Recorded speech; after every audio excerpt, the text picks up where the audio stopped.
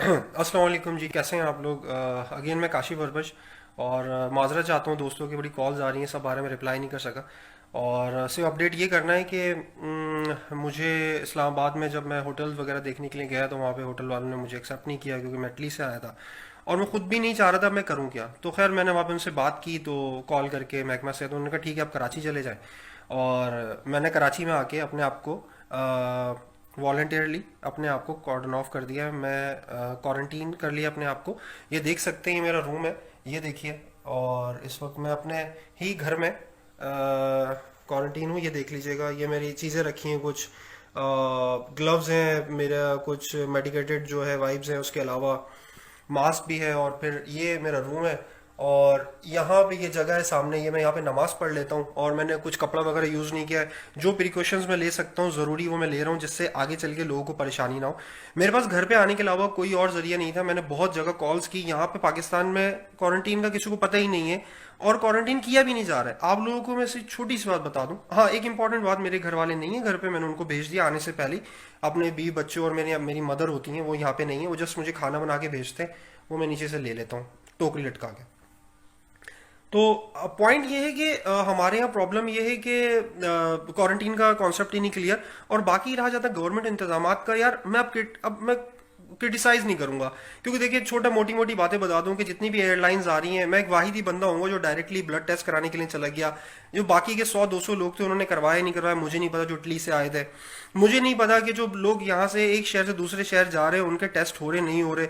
लोग क्वारंटीन से डर क्यों रहे, मुझे समझ में ये नहीं आ रहा। ये मैं अपने घर में हूँ, मैंने एक रूम ले लिया है, और मैं यहाँ पे मतलब अब अपने आप को इंतजार कर रहा हूँ कि जब मेरे ब्लड टेस्ट आएगा उसके बाद फिर मैं आराम से मूव कर सकता हूँ। मुझे नहीं पता अब वो क्या आएगा, अल्लाह की ज़ात से उम्मीद हो नेगेटिव ही आएगा।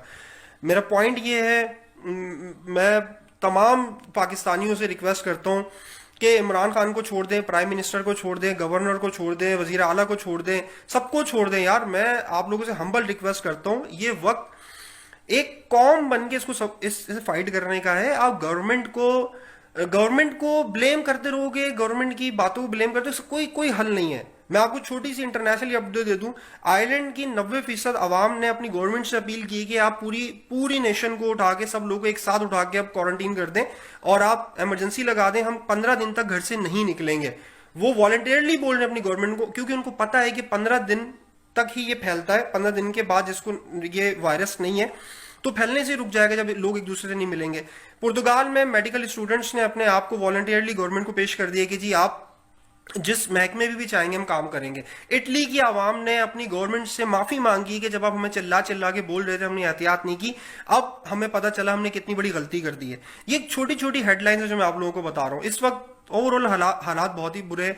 मैं लेकिन सिर्फ इस वक्त आपको यही कहना चाहूंगा, मैं जो कुछ भी कर सकता हूं एज ए इंडिविजुअल, मेरी अभी नजरें ना गवर्नमेंट पे कुछ भी नहीं है, क्योंकि आपको एक कौम बन के इससे फाइट करनी पड़ेगी। हमारी गवर्नमेंट अकेले फाइट नहीं कर सकती, सब बेबस है, सब बेबस है। सिर्फ एक जात है जो अल्लाह की जात है, और अल्लाह का ताला का बहुत शुक्र है, अल्लाह परवरदिगार का बहुत शुक्र है। मैं इस हाल में भी शुक्र अदा करता हूँ कि अल्लाह ताला ने अभी भी बहुत छोटी ही तकलीफ दी है।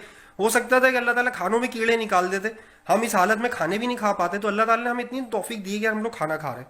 ठीक है। और मेरे भाई, मैं इस वक्त जो इटली का हाल देख के आया हूँ, मेरे पास वो तस्वीरें हैं जिसके अंदर लोगों की लाशें पड़ी हुई हैं, जिन ट्रक्स के अंदर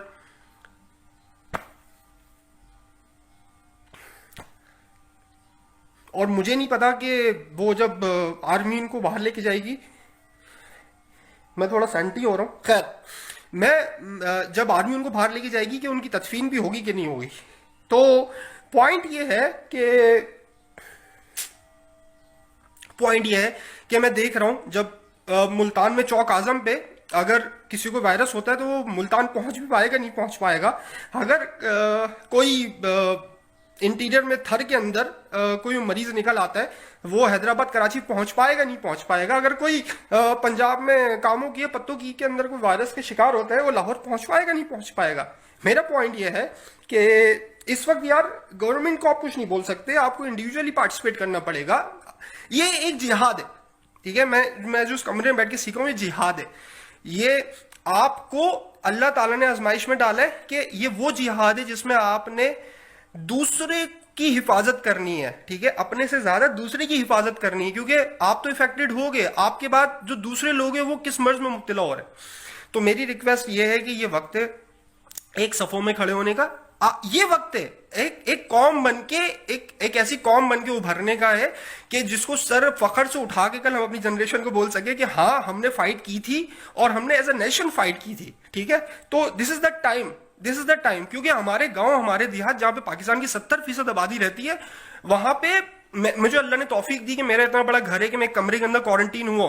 क्या आप बुरे वाला में या आरिफ वाला में जो छोटे चक है उसके अंदर कोई एक बुजुर्ग को अगर वायरस लगता है तो क्या वो अपने घर में क्वारंटीन कर सकता है? नहीं कर सकता यार, क्योंकि हम लोग गरीब है, हम मतलब थर्ड वर्ल्ड कंट्री, हम नहीं फाइट कर सकते इससे।